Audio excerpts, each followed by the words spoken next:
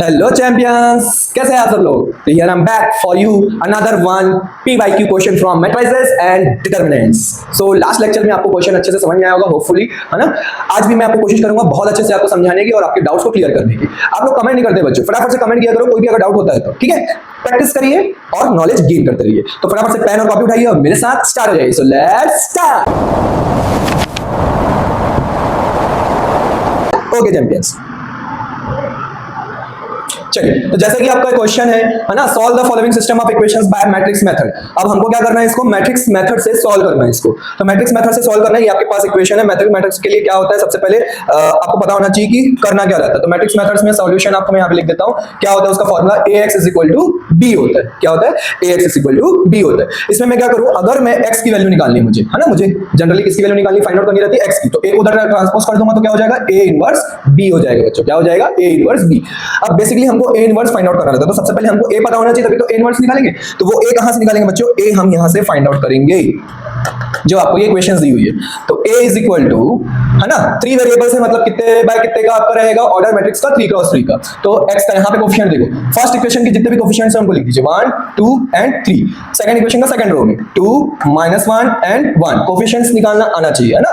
Third row मतलब third equation मतलब third row 3 2 and -2। Similarly अब मुझे x की वैल्यू चाहिए, तो x के लिए मेरे पास क्या है, कौन कौन से वेरिएबल्स है, x y एंड z, ये 3 वेरिएबल्स है, तो ये मैंने लिख दिया। अब मुझे b की वैल्यू चाहिए, तो b के लिए मैं क्या करूंगा, 6 2 एंड 3, ये जो कांस्टेंट होते हैं ये आपका b का मैट्रिक्स बना देते हैं। समझ में आया बच्चों।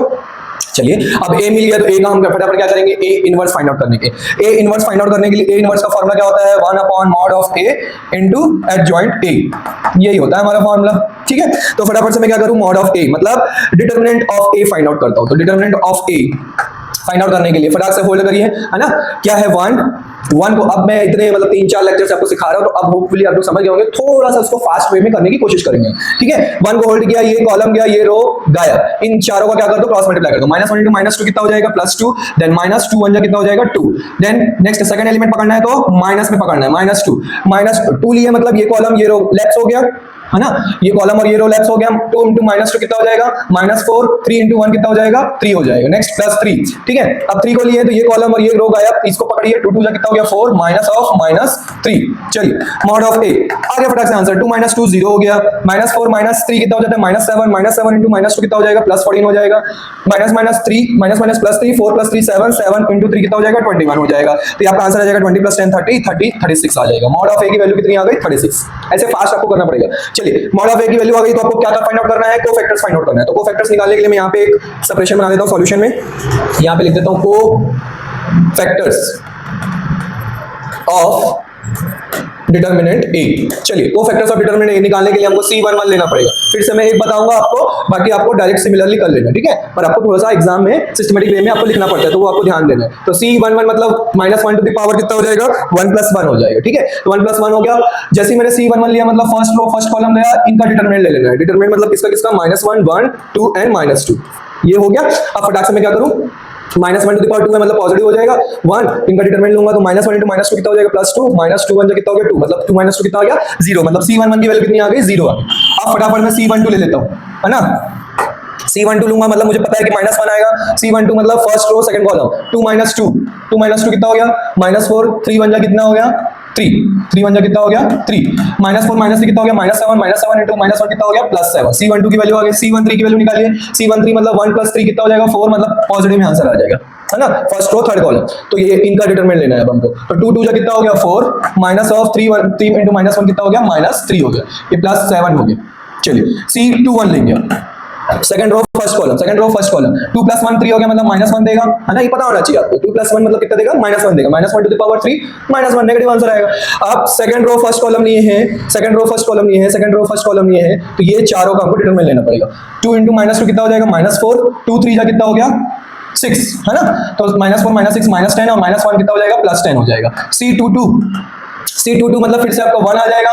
C22 मतलब second row second column, 1 into -2 that is -2 -3 3 जा कितना हो गया 9, कितना आ गया -11। C23 मतलब -1 आएगा, है ना, कितना आएगा -1। C23 मतलब second row third column, 1 into 2 2 3 2 जा 6, मतलब कितना आ गया -4 इंटू 1 कितना हो जाएगा +4। C31 है ना। C31 निकालना है, third row first column, third row first column. C31 मतलब 3 + 1 कितना हो गया 4, मतलब 1 आ जाएगा, थर्ड रो फर्स्ट कॉलम। उसके बाद मैं क्या करूंगा, 2 × 1 कितना होता है 2, माइनस ऑफ -1 × 3 कितना हो जाएगा -3 हो जाएगा, तो कितना आ जाएगा 2 + 3 दैट इज 5 हो जाएगा, 5 × 1 = 5, 3 2 आ रहा है बच्चों समझ में। Third row second column, third row second column, third row second 3 + 2 कितना हो जाएगा 5, मतलब -1 आ जाएगा। थर्ड रो सेकंड कॉलम मतलब इनका मेरे को डिटरमिनेंट लेना है, तो 1 = 1 -2 3 कितना हो गया 6, मतलब -5 × -1 कितना हो जाएगा +5। देन लास्ट है आपका C33 third row third column, मतलब इन चारों का आपको डिटरमिनेंट लेना है, तो ये पॉजिटिव 1 आ जाएगा, है ना। 1 × -1 दैट इज -1, माइनस ऑफ 2 2 कितना 4, ये हो जाएगा -5। इतना फास्ट आपको बनना चाहिए, तभी तो आप एग्जाम में इतने बड़े बड़े क्वेश्चन लेंगे, क्वेश्चन को सॉल्व कर पाएंगे, ठीक है। समझ में आया? चलिए क्या इसका कोई शॉर्टकट? अरे बच्चों शॉर्टकट के पीछे मत भागो बच्चों, और कितना शॉर्टकट चाहिए, शॉर्टकट मिलेंगे, पर आपको बोर्ड एग्जाम में आप शॉर्टकट चलोगे तो आपको मार्क्स भी फिर वैसे ही मिलेंगे ना शॉर्टकट वाले। तो आपको शॉर्टकट मार्क्स चाहिए कि फुल मार्क्स चाहिए? तो फुल मार्क्स चाहिए तो थोड़ा सा आपको डिटेलिंग करनी पड़ेगी, ठीक है। शॉर्टकट हर चीज का होता है, पर थोड़ी डिटेलिंग करनी चाहिए, ठीक है।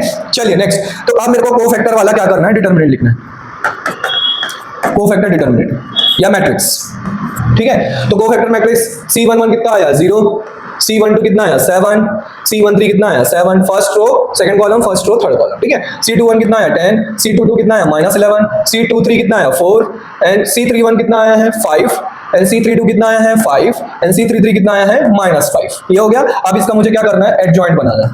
तो adjoint of A is equal to, क्या करते हैं बच्चों, कॉलम को रो बना दो, 0 10 5, है ना, 7 -11 4, देन 7 4 -5। क्लियर है बच्चों, यहां पे हमको मिल गया है adjoint A। Mod of A की वैल्यू कितनी है 36, तो यहां पे मैं लिख देता हूं A inverse is equal to 1/36 and 0 10 5 7 -11 4 7 4 -5। ये हो गया आपका, ठीक है। A इनवर्स की वैल्यू मिल गई। अब हमको क्वेश्चन में करना क्या था, हमको चाहिए A इनवर्स की वैल्यू मिल गई है ना, A इनवर्स इंटू B करना है हमको बच्चों। तो A inverse into B, B क्या है 623 क्या है B 623। तो मुझे X की वैल्यू निकालनी है, तो मुझे A इनवर्स क्या करना है B करना है। तो A पहले मैं B की वैल्यू लिख लेता हूँ, भूल ना जाए, है ना, 623 और A इनवर्स आपको क्या मिला 0 10 5 7 -11 4 7 4 -5, ठीक है। शॉर्टकट बच्चों, शॉर्टकट बताएंगे हम आपको, बताया जाएगा वो भी जब हम MCQ सॉल्व करेंगे, तो वहां पे शॉर्टकट काम आता है ना, क्योंकि वहां पे हमको तो सिर्फ आंसर टिक करना है, ठीक है। तो वहां के लिए आपको शॉर्टकट जरूर बताया जाएगा। अब देखो मल्टीप्लिकेशन के लिए रूल क्या कहता है, ये कितने का है 3 × 3 का, और ये 3 × 1 का है। तो मैंने बताया है कि क्या चीज सेम होना चाहिए, इसका कॉलम और इसका रो सेम होना चाहिए, तभी मल्टीप्लाई होगा। तो ठीक है, मल्टीप्लाई कर दो, ये तो सेम है। चलो अब मैं मल्टीप्लाई डायरेक्ट करूंगा बच्चों, क्योंकि मल्टीप्लाई करना आपको सिखा दिया नहीं, पूरा बताऊं, ओहो चलो बता देता हूं। फर्स्ट C11 मतलब first row second, first row first column, तो 0 × 6 प्लस 10 × 2 प्लस 5 × 3, है ना। फिर उसके बाद second row first column 7 × 6 -11 × 2 4 × 3, then third row first column 7 × 6 4 × 2, है ना। अच्छा यहाँ पे एक चीज भूल गए क्या, 1/36 लिखना भूल गए, याद है ना, कमेंट करते हो आप लोग बच्चों, हाँ। चलिए 1/36 लिखना भूल गए, यहाँ पे भी मैं लिख देता हूँ 1/36। अब 7 × 6 हो गया, 4 × 2 हो गया, प्लस -5 × 3 भी हो गया। So x is equal to what, now you will get your answer only one step ahead, है ना। चलिए इसको सॉल्व करिए, 0 हो गया, ये 20 हो गया, और ये 15 हो गया, 20 और 15 कितना हो गया 35। नेक्स्ट ये हो गया 7 6 कितना होता है 35 आ रहा है बच्चों, मतलब 36 गलत है हमारा, 36 गलत है। चलो चेक करते हैं, मॉड ऑफ A हमारा रॉन्ग आया क्या। 7 6 कितना हो गया 42, 42 और -22 कितना हो जाएगा 20, 20 और 4 3 12 कितना हो गया 32, 4 3 कितना हो गया 32, 12 हो गया ना, है ना। यहाँ पे देखो 7 6 कितना होता है 42, 7 6 कितना होता है 42, 11 2 कितना होता है 22, 42 में से 22 गया कितना बचा 20 बचेगा, 20 बचेगा ना, हाँ 20 बचेगा। 4 3 कितना हो गया 12, 20 एंड 12 कितना हो गया 32, तो यहाँ पे 32 आ गया। 7 6 42, 4 2 8, 42 और 8 कितना हो गया 50, 5 3 कितना होता है 15, 50 में से 15 गया कितना बचेगा 35, कितना बचेगा 35। चलिए मॉड ऑफ A मतलब डिटरमिनेंट A चेक कर लेते हैं बच्चों। पहले हम चेक कर लेते हैं A की वैल्यू सही है कि नहीं। 1 2 3, 2 -1 1 सही है, 3 2 -2 सही है, ठीक है, 6 2 3 ये भी सही है। चलिए डिटरमिनेंट A चेक करने के लिए 1 को होल्ड करेंगे, उसके बाद -1 इंटू -2 कितना हो जाएगा, +2, -2, 2 -2 0 हो गया। उसके बाद -2 -4 कैसे आ रहा है, 2 इंटू -2 -4 यहाँ पे नहीं सही है, 3 1 जा 3 सही है -4 -3 सही है। देन 3 को होल्ड करेंगे तो ये गया तो 2 2 जा 4 हो गया, माइनस और -3 ठीक है, ये हो जाएगा माइनस प्लस 4 3 जा 7, 4 3 जा 7 नो 4 + 3 7, माइनस क्या बोल रहे हैं सर, माइनस +3 है ना, 4 + 3 कितना होगा 7, 7 3 जा कितना होता है 21, -4 and 3 कितना हो गया -7 हो गया, -7 इंटू -2 कितना हो जाएगा +14 हो जाएगा, और ये तो 0 हो गया। अब 4 ओ ये सिली मिस्टेक हुई है ना, ये हो जाएगा 5, 4 + 1 5 and 2 + 1 3, ये गड़बड़ हो गई है बच्चों, कमेंट नहीं करते हो आप, है ना, कोई गड़बड़ हो जाती है बच्चों सर से तो बताया करो, है ना। तो ये हमारा बेसिकली क्या है 35 है ना, यहाँ पे क्या लिखेंगे 35, और यहाँ पे भी क्या लिखेंगे, यहाँ पे 35, यहाँ पे 35, यहाँ पे क्या लिखेंगे 35 है। तो आप अगर 35 आ गया तो ये दोनों सही है हमारे। देखो मेरे को कैसे पता चला कि हम कहीं पे गलती किए हैं, क्योंकि कुछ उटपटांग सा कुछ आंसर आ रहा था, तो मोस्टली जो है वो उटपटांग सा आंसर नहीं आता है, अटपटा सा आंसर नहीं आता है, सीधा आंसर आता है 1 2, मतलब होल नंबर में ही 99% केसेस में आपका होल नंबर्स में ही आंसर आएगा बच्चों, फ्रैक्शन में बहुत रेयरली आता है। तो यहाँ पे फ्रैक्शन में आ रहा था मेरा, तो मुझे पता चल गया। आप देखो यहाँ बीच वाले में 32 आ रहा है, तो यहाँ पे भी कुछ गड़बड़ी है मुझे लग रहा है। 7 6 कितना हो गया 42, पहले देख लेते हैं, चेक कर लेते हैं, है ना, सारी चीजें चेक करनी पड़ेगी।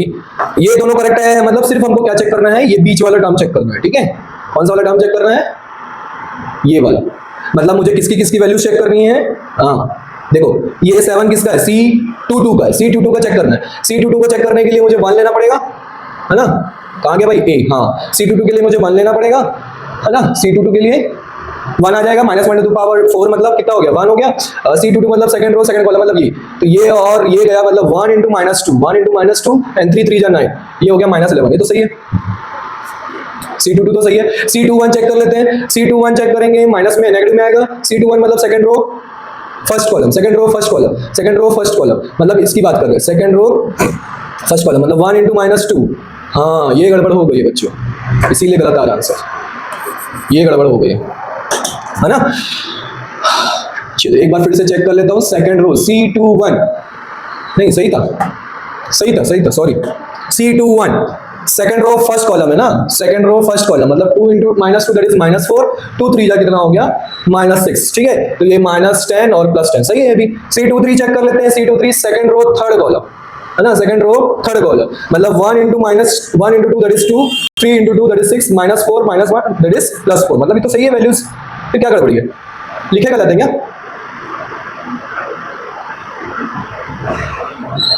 फिर मैं गलत कर दिया हूँ। C23 second row third column, second row third column, हाँ सही तो है। चलो फिर यहाँ पे कोई ना कोई सिली मिस्टेक किए होंगे, जैसे उसमें 35 आ रहा था पर हम 36 लिख रहे थे, यहाँ पे भी कोई कुछ ना कुछ गड़बड़ किए होंगे। चलिए देखते हैं, चेक करते हैं। तो बाकी सब तो सही आया है ना, दिक्कत इसका है 32 वाले का, सेकंड वाले का। तो 7 इंटू, हाँ पहले मैं एडजॉइंट चेक कर लेता हूँ, एडजॉइंट 0 10 5 है तो 0 10 5 रो बन गया, 7 -11 5 है। ओ यहाँ पे गड़बड़ कर दी है, एडजॉइंट लिखने में गड़बड़ कर दी है सर, कितनी मिस्टेक हो रही है ना। बाकी सब सही है। अब यहाँ पे बस क्या कर देना है आपको, 5 कर देना है, ठीक है 5 कर देना है। अब हमारा आ जाएगा आंसर, बस एक सिली मिस्टेक के कारण देख लो कितनी गलतियां हो जाती है, तो रीचेक करना आपको आना चाहिए। देखो फटाफट मैंने कैसे अपनी गलतियां पकड़ ली है ना, तो ऐसा आपको गलती पकड़ना भी आना चाहिए। एग्जाम में नहीं तो हम सर कहाँ से आंसर ही नहीं आ रहा है, बाल पकड़ के नोचते बैठे रहते हैं ना, गुस्सा आता है कि नहीं जब आंसर नहीं आता, क्योंकि एग्जाम में हमको बहुत गड़बड़ी होती है। तो इसलिए ना आपको अपनी गलती पकड़ना भी आना चाहिए, जरूरी है, ठीक है। चलिए तो 7 6 कितना हो गया 42 -22 एंड 15, तो ये हो गया आपका 20 और 20 + 15 ये भी आ गया, देखो 35 आ गया। अब बस क्या करना है आपको, अब इसको कंपेयर करना है किसके साथ, अब यहाँ पे मैं फाइनल आंसर लिख रहा हूँ, ये हो गया x y and z, और इधर क्या हो गया आपका 35/35 35/35 देन 35/35 है ना। ये जो हमारा स्केलर था उसको हमने मैट्रिक्स में अंदर क्या कर दिया, मल्टीप्लाई कर दिया, कांस्टेंट टर्म था क्योंकि। सो x = 35/1, y = 1 and z = also 1, you will get your answer।